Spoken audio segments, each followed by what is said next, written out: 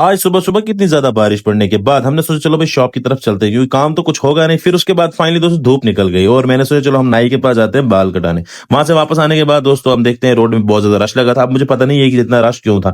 हमें तनवीर भाई ने बुलाया था क्योंकि हमने कहवा पीना था। उसके बाद हम पहुंचे सीधा शोरूम, क्योंकि हमें गाड़ी की सर्विस करवानी थी। और वहां से निकलने के बाद दोस्तों सर्विस तो हुई नहीं। हमने सोचा चलो भाई यहाँ का थोड़ा रिव्यू लेते हैं। उसके बाद चले गए सीधा बाहर काम करवाने, क्योंकि वहां तो कुछ पार्ट्स मिल नहीं रहे थे।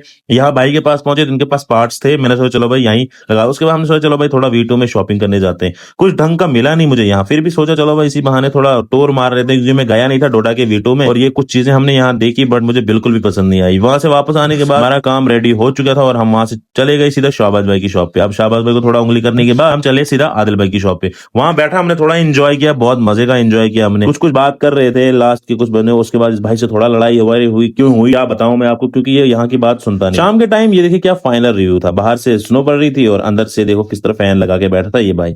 आज का व्लॉग बहुत इंटरेस्टिंग था, पर इसको बेचारे को लग गई मेरे नाखून की वजह से। इरशाद भाई आए मेरे पास, हमने सोचा चलो भाई इससे थोड़ा बात कर लेते हैं। वो करने के बाद शाम को आज शब बारात था। हमने सोचा चलो भाई शब बारात को भी जाना है।